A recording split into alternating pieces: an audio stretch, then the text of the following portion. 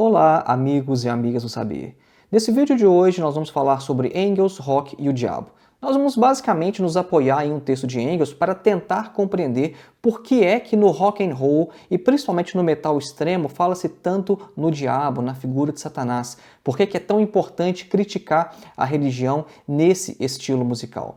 Nós vamos ver então como que o Engels vai poder nos ajudar nisso para a gente compreender o lugar que a religião ocupa na sociedade. E nós vamos ver que no final das contas essa questão de falar do diabo no rock and roll, no metal, não tem nada a ver com religião, mas a crítica ela é social, essencialmente social. E de passagem nós vamos mencionar também filósofos como Ludwig Feuerbach e Friedrich Nietzsche.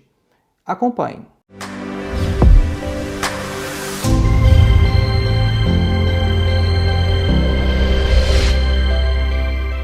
Antes da gente iniciar, um breve recado. Faça a sua inscrição em nosso curso de Introdução à Filosofia, dos Pré-Socráticos a Sartre. O nosso curso tem mais de 14 horas de duração, é um curso sem data nem de início nem de término, de modo que você pode fazer com total flexibilidade de tempo, e o curso também oferece certificado ao final. O objetivo do nosso curso de Introdução à Filosofia é colocar você em contato com alguns dos principais textos de toda a história da filosofia. E a gente pega ali desde os filósofos pré-socráticos, passando por toda a história da filosofia até o século XX com Jean-Paul Sartre. E se você aproveitar o nosso cupom de desconto, que geralmente é válido nos 5 primeiros dias após a publicação desse vídeo, você consegue adquirir o curso por R$ 22,90. Isso não é por mês, isso é um valor único para você ter acesso a um curso vitalício. Para mais informações, clique no link que está na descrição deste vídeo. Então voltemos ao nosso tema, Engels, rock e o diabo. Diz a lenda que um jovem afro-americano chamado Robert Johnson, ele vendeu a alma ao diabo em troca de uma habilidade como a de ninguém mais no mundo para tocar blues. O Robert Johnson morreu em 1938, né? E tem até uma historinha que ele teria encontrado o diabo numa estrada, numa encruzilhada, e o próprio diabo teria afinado a sua guitarra. Então vejam só, desde essa época, né, o Robert Johnson morreu em 1938, desde essa época a gente já tem essa coisa aí de o diabo estar junto com os artistas, né, do blues e do rock, e a coisa aparece ainda de forma mais intensa na questão do metal. Então como é que a gente pode compreender isso? O nosso ponto de partida é um ponto de partida materialista. A gente não quer afirmar aqui que os artistas que escrevem letras falando sobre o diabo, eles estão fazendo isso porque de fato acreditam na figura de Satanás. Não se trata disso. Então como é que a gente pode compreender essa mistura entre esse estilo musical e essa temática lírica que é o diabo, o satanismo? Isso não é meramente estratégia publicitária. As bandas não fazem isso porque vão vender CDs, vão vender mais discos se falarem sobre Satanás, satanismo ou esses temas. Então nós já vamos adiantar aqui qual é a nossa tese, durante o vídeo nós vamos fundamentá-la. A questão é, essas letras que falam sobre satanismo, que atacam a igreja, a religião, que falam de blasfêmia, são na verdade formas de críticas sociais. Só que elas vão aparecer, vão se manifestar ali no campo da religião. E a gente vai entender então o que a religião na verdade significa num determinado corpo social, e a gente vai ver que isso faz todo o sentido. Por quê? A religião é aquela esfera no campo ideológico no qual alguns valores daquela determinada sociedade, eles são preservados, mantidos e defendidos. Então, quando você ataca os valores daquela religião, você de certa forma está atacando os valores daquela sociedade. Eu gostaria de trazer aqui um exemplo da banda sueca Samael. Em um dos seus primeiros álbuns, eles têm uma letra muito interessante chamada Worship Him, que é Adore-o, no qual eles fazem uma descrição de Satanás, e a gente pode ver perfeitamente o que é que Satanás representa nas letras dessa banda. Ela fala o seguinte: He's the flame of reason, he's the verb of our thoughts, he's the fall of the kingdom of ignorance, he's the end of the reign of intolerance. Então, traduzindo, ele é a chama da razão, ele é o verbo de nossos pensamentos, ele é a queda do reino da ignorância, ele é o fim do reino da intolerância.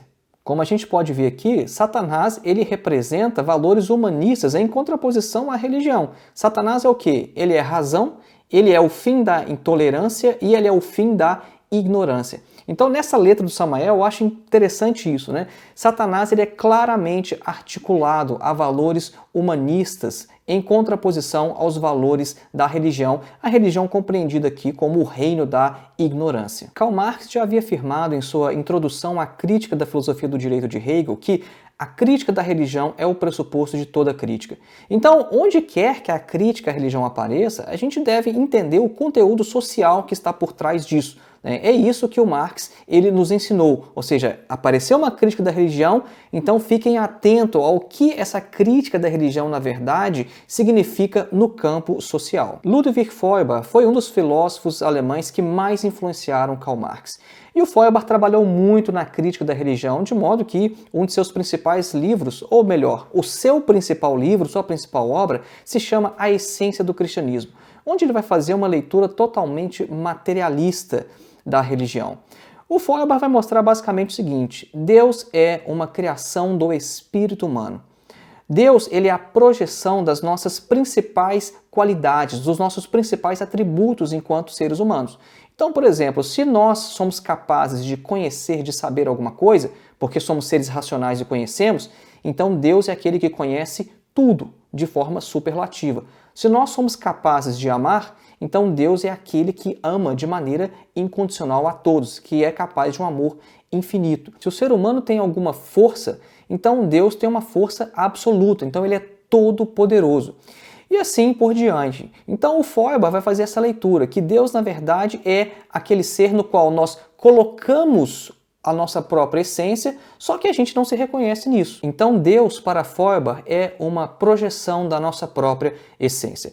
O Feuerbach ele é um filósofo que vem já numa tradição que se estende até ali à Grécia Antiga, que já falava que Deus é essa projeção. Nós temos filósofos na Antiguidade Grega que falavam que Deus não é nada mais que isso, né? Inclusive percebiam que cada cultura representa os seus próprios deuses de maneira bem similar a si mesmo. Então o Feuerbach vai ser o filósofo que vai, na esfera da filosofia, vai criticar a religião de uma forma mais consequente, mais madura. O Feuerbach está no ápice desse tipo de crítica à religião. Nietzsche é outro filósofo alemão que também tem uma ideia de Deus como projeção, mas não exatamente da mesma forma que o Feuerbach. Enquanto Feuerbach falava que Deus é projeção de uma essência humana, né, de um Gattungswesen, para ser mais exato no original em alemão, o Nietzsche vai achar que Deus é a projeção de um povo. Então, quando a gente lê uma de suas obras, por exemplo, como o Anticristo, a gente vê o Nietzsche falando claramente que o Deus dos judeus, né, o Deus de Israel, ali no Antigo Testamento, era uma projeção de seu povo. E a gente percebe, lendo o Antigo Testamento e passando até o final do Novo Testamento, como que o conceito de Deus vai se transformando, vai mudando. E o Nietzsche identifica essa mudança no conceito de Deus às mudanças do próprio povo. Então Nietzsche fala, olha, quando o povo de Israel era um povo forte, eles entraram na terra de Canaã, mataram todo mundo, inclusive mulheres e crianças, e atribuíram esse seu ato a um comando divino. Ou seja, entramos, matamos todo mundo e tomamos a terra porque Deus ordenou que fizéssemos assim. Agora, quando esse mesmo povo estava cativo na Babilônia, o Deus já começou a se transformar, não era mais aquele Deus que se impunha, aquele Deus forte. Começou a se tornar um Deus do amor e do perdão. Então o Nietzsche ele percebe isso, ele percebe as transformações históricas de um povo e como isso se reflete no seu conceito de Deus. Então a gente tem aqui uma outra forma de compreender Deus como projeção. A questão é que o povo de Israel não compreendeu assim a sua história, ele não compreende assim a sua projeção de Deus como se fosse uma projeção de sua própria situação histórica. Quem faz isso é o filósofo materialista. Agora, o que o Engels tem a ver com isso? Né? O que o Engels pode nos ajudar a contribuir aqui nessa discussão para a gente entender essa questão sobre o rock e o diabo? Bom, o Engels vai mostrar que quando os indivíduos estão em determinadas situações históricas, principalmente em situações revolucionárias, eles não interpretam a história, não interpretam as reais causas de suas ações como de fato elas são. Eles sempre trazem ali uma certa roupagem mística ou religiosa para dar sentido às suas próprias ações. O Engels vai mostrar isso de forma magistral em sua análise das guerras camponesas na Alemanha. Nessa obra, o Engels vai fazer uma análise muito positiva do papel da religião em um contexto revolucionário. Porque ali estavam, no século XVI, os camponeses pobres na Alemanha, em revolução, liderados por Thomas Müntzer, que era um reformador protestante que fazia oposição ao Martinho Lutero. E como que é que eles articulavam seus ideais revolucionários, né? O Thomas Müntzer, ele pregava literalmente uma forma de comunismo no aqui e no agora, mas tudo isso aparecia interpretado como decorrente das escrituras da própria Bíblia. Então, os camponeses estavam em revolução, e qual que era a justificativa ideológica para estarem em revolução, para fazerem as suas demandas, as suas exigências? Era a religião. O cristianismo ele foi lido de uma forma revolucionária pelo Thomas Müntzer e pelos camponeses que eram liderados por ele. Essa análise do Engels, deste episódio histórico específico, ela é um exemplo, apenas um exemplo, de um princípio mais geral que é o seguinte: os homens fazem a história, mas não de forma totalmente consciente. Eles, de fato, eles fazem as suas ações de uma maneira consciente, mas essa consciência é uma falsa consciência.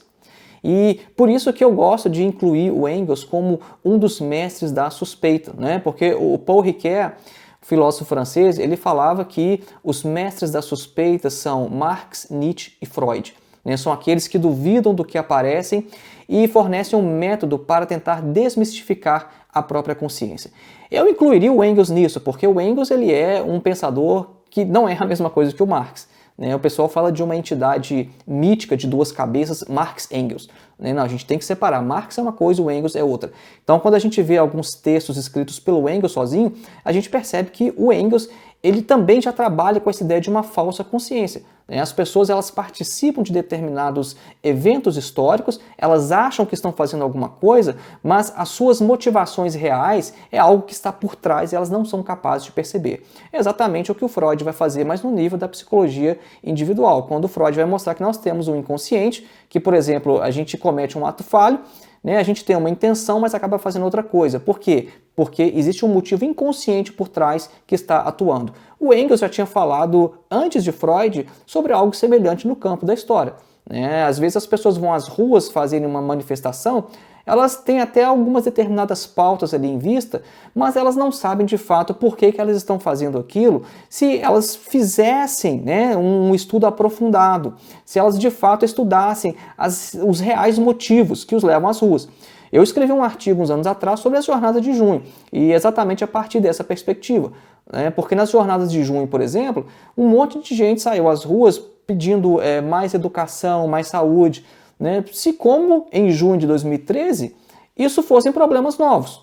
Ou seja, o que é que mudou no final das contas? Por que não foram às ruas em 2012, em 2011, em 2010 ou uma década antes? Em qualquer momento você pode sair às ruas no Brasil e pedir por mais saúde e mais educação. Então as pessoas achavam que estavam ali, não, eu quero mais saúde e mais educação. Mas não era exatamente o que as estavam levando às ruas. Existem motivos por trás e é por isso que a gente tem um monte de análise e os meus artigos tentam contribuir nesse sentido, mostrar o que estava por trás das jornadas de junho.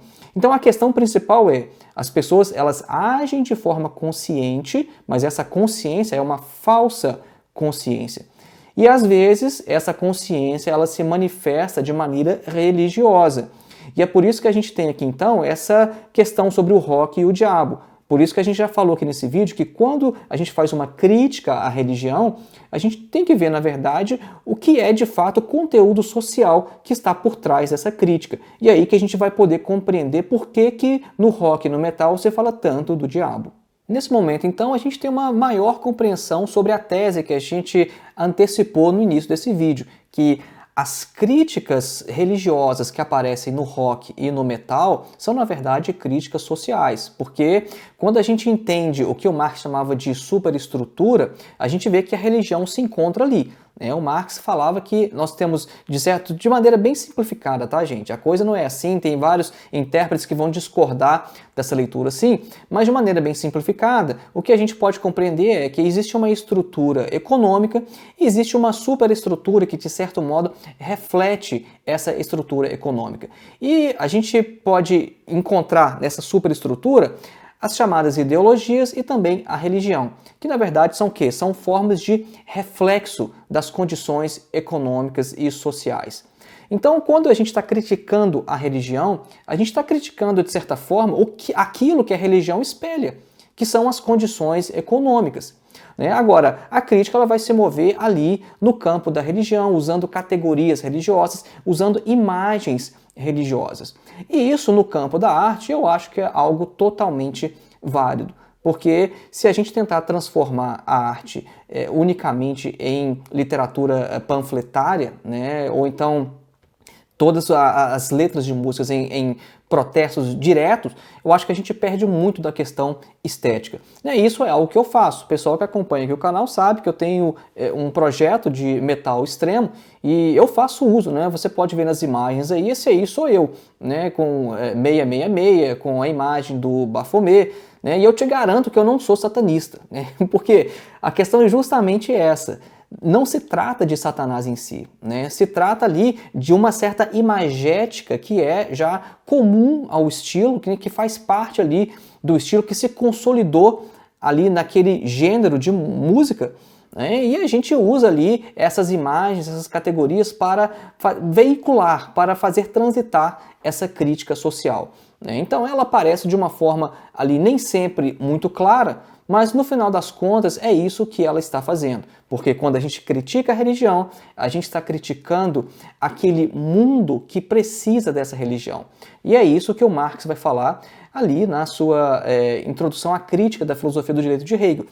Quando Marx faz aquela afirmação de que a religião é o ópio do povo, o Marx está fazendo uma análise social da religião. Ele está falando o seguinte, olha, a crítica da religião é a crítica àquele mundo que precisa da religião. E a questão é basicamente essa. Então, rock e diabo não tem nada a ver com a questão religiosa. Claro, pode ter um determinado membro de uma banda que tem uma opção religiosa por Satanás, porque a igreja de Satanás de fato existe. Existe o satanismo com livro, existe a Bíblia satânica. Pode ser que um outro músico seja membro da igreja de Satanás.